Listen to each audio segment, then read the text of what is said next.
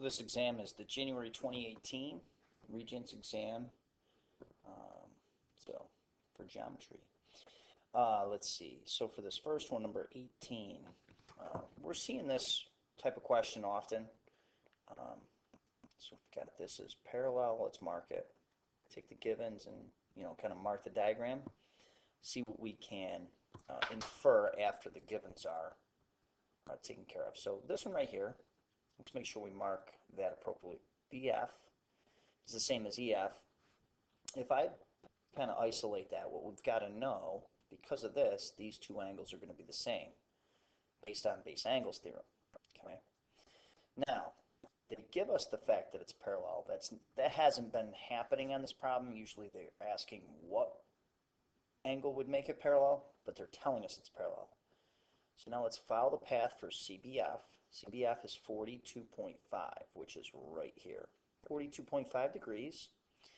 What that is doing now, because of the parallel, is it's putting 42.5 here, basically for the vertex angle of this triangle, based on the alternate interior angles theorem. Okay.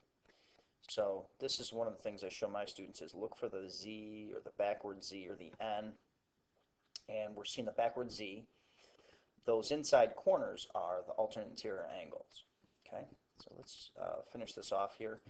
What I would probably do is go 180 minus 42.5. Okay, so we're looking at 137.5, and then we're going to divide that by 2 because we have 2 equal angles remaining.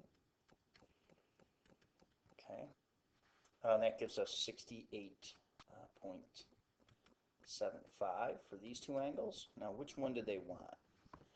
EBF, EBF. All right, so they did want this one right here. So both of these are 68.75, and so that's choice 2. Number 9. Okay, this is a quadrilaterals kind of an upgrade question. All right. Now they're starting us off, okay, at a parallelogram. Right. So realize this: we have all the properties of a parallelogram. So opposite sides are parallel, diagonals bisect each other. What you've got to know is that these are the properties that already exist. Okay. What we need is an upgraded property.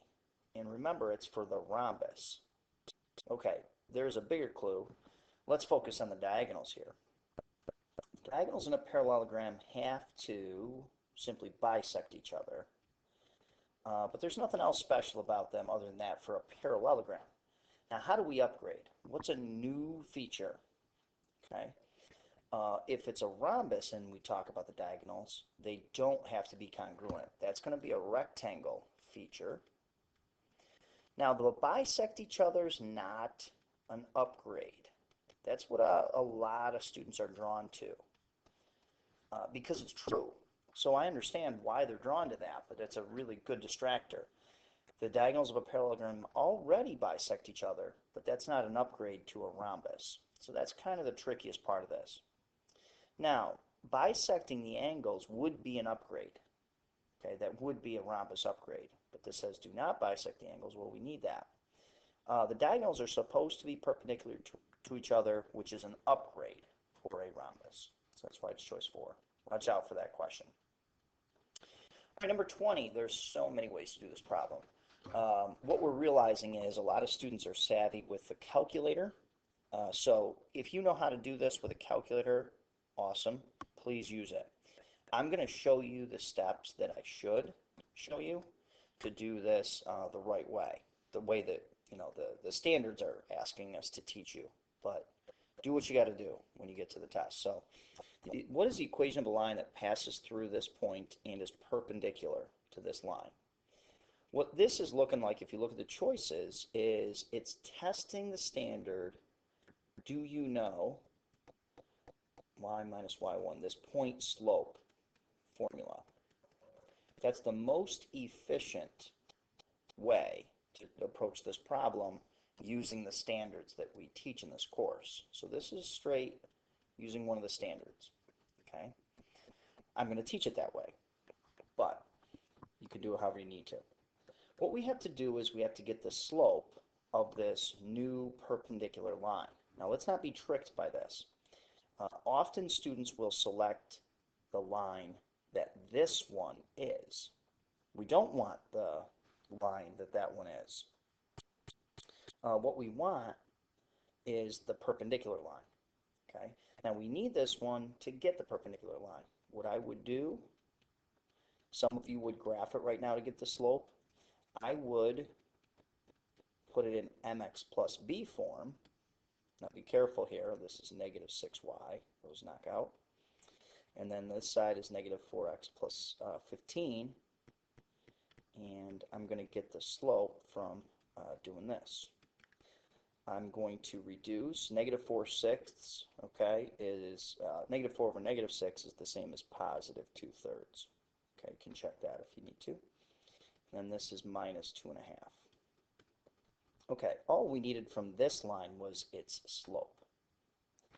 So this line has a slope of 2/3. All right, now a perpendicular line has a slope that is the negative reciprocal. Please make sure you're saying negative reciprocal. We're catching a lot of students saying opposite reciprocal. There is no such thing. Please use the term negative reciprocal. Okay, I don't want to take off for something like that. So what we have to use is for the perpendicular line, okay, my new slope needs to be negative 3/2. Now, right away, if I'm using my strategy here, I could eliminate 2 and 4 because that's using the same slope. I want to use a perpendicular line's slope. Okay. Now, the way this standard is to be tested is this is my x1, y1. 6 is x1. This is what this is saying. x1 is 6, y1 is 9. So I would put those into this equation with this slope. Watch what happens. So y minus regular 9 should equal my new m, negative 3/2, parentheses x, and then minus whatever x1 is. x1 is 6, so we're going to put it right in there. So x minus 6. Now what you'll see is that's hopefully one of the choices. Yes, so it's right here. Okay, so it's testing what we call not slope intercept, it's testing point slope form. Of course, there's other ways to do this, and please feel free to do those other ways, but that's how we're supposed to teach it. So, 21. Okay, so this one is a unique situation from the circles chapter.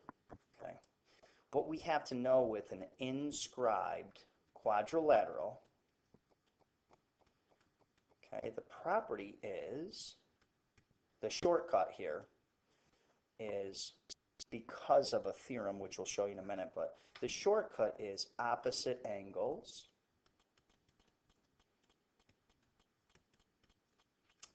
are supplementary. That's the shortcut. So they're going to add to 180 if we're in degrees. So 80 plus y plus 30 equals 180. I probably combine like terms and solve. So y is 70. Oh, right here. Okay. I'm just going to double check the other one because I like to be thorough. So then I'm going to say x minus 10 plus 75 equals 180. Combine like terms and solve. We get x is 115. Yes, it verifies right there. So how we do that, how we verify that, if you look quick.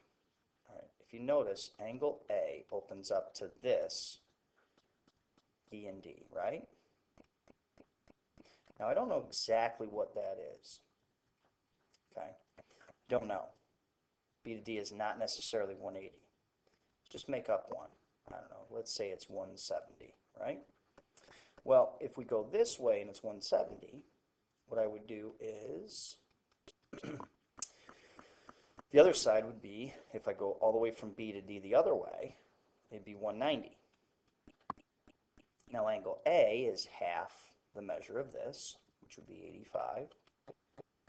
Oh, I messed that up. I should have just used 160. I apologize. Let's go back to that. My fault. So it is 160 because I can double the 80. We know the relationship between an inscribed angle and the arc it opens up to is you would double it. So from B to D, I know the arc is 160 degrees that this angle opens up to. Now on the other side, it'd be 200 because I'm doing 360 minus 160. So 360 minus 160 is 200. Now if you look, angle C opens up to the other side, or the other arc, which is 200, half of which is 100. So you could have figured it out that way. Y plus 30 should be 100. So there's multiple ways of doing this. The shortcut is here, but you can see there's another way. Okay. All right, let's move on. 22. All right, a regular pyramid has a square base. Okay. So let's assume it's a square base coming to a pyramid. All right, do the best you can here to draw that. Square base simply means these are the same. Now the perimeter of that base is 36 inches. Now they're all the same and it's 4 sides. All right? So each side is 9. All right, I can replace that. It's 9 by 9. The height of the pyramid's 15, so that means we go straight down to the base, make a right angle. That height is 15 inches. These are all the same measures, so that's good. The volume. Volume for a pyramid is 1/3. Now be really careful. They give us on the formula sheet base times height. What a lot of students miss is they will say 9 is the base. No. This capital B is the area of the whole base. And remember, this is a 3D, volume's 3D. So if you're just multiplying 9 by, 15, that's not 3 dimensions that are being multiplied together. It's 2, and that's area. Area of the base is the 9 times 9, the square, which is 81. So the volume is actually 1/3 times 81 times 15. Okay, I think that's 405, if I'm doing that right. Yes. Okay, 23. 23. Okay, it's the 3 right triangles problem. And what we know is it creates similar right triangles. So the sides are going to be proportional. Now there's shortcuts, of course. I know that there's SAS, Health and Hall, or whatever your teacher teaches you. I'm probably not going to use those. I'm going to use the proportion. What I know is that if this is 8 and that's 12, CD is 4, right? Now, there is a relationship between, sorry about that, these three locations right here. I'm going to call that one X. All right, so here's how this works. This is the shortest leg of the smallest triangle. It's and then X is the shortest leg of the largest triangle. So those are going to be proportional. What I'm going to do is I'm going to circle those. Okay. So one of my ratios should be 4 over X. Now let me just do this here off this underneath here.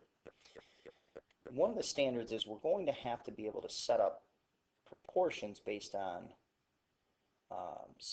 corresponding sides that are proportional in similar figures. So I want to just show you this smaller triangle. It's a right triangle. This is its smallest leg, and that's its hypotenuse. Now, if we can isolate that biggest right triangle, the 12 is its hypotenuse, and X is its shortest leg. So what I want you to see is that the 4 here and the X there are corresponding. So it's a little bit of work to get the proportion correct. Okay, so 4 is to X as, now, use the smaller triangle. This hypotenuse on the small triangle is to the hypotenuse of the big triangle. So you get this situation here. So this is the proportional sides. Okay, so x times x equals 4 times 12. So x squared is 48, and when we square root, it comes out just under 7. Okay, but that's not one of the choices. They don't have it in decimal form. So it's kind of indirectly telling us we have to put the square root of 48 in simplest radical form. Okay, so 16 times 3, 4 square roots of 3 is the answer. There's ways around this process. You know, obviously you can use your calculator, but again, I'm trying to show you the standards that are being tested. Last one for this video, concentric circles.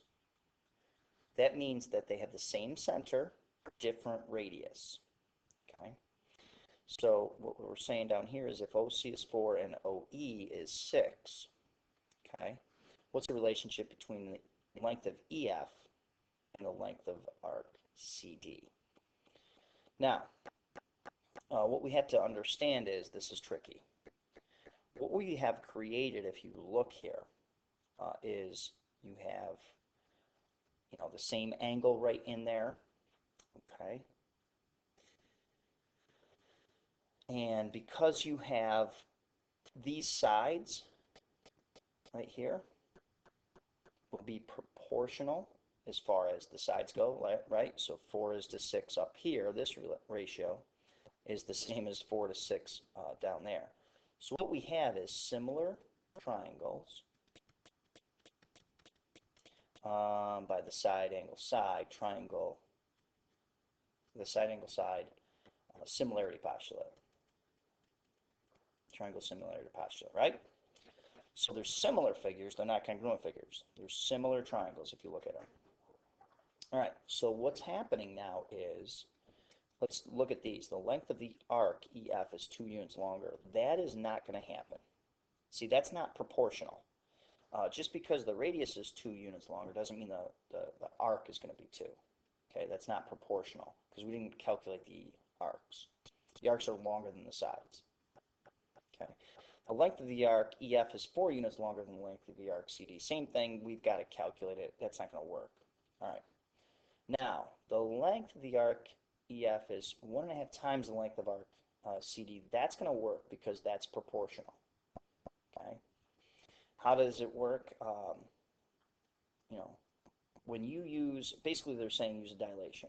4 times something equals 6. Well, that something is 1.5. Kind of that's your scale factor.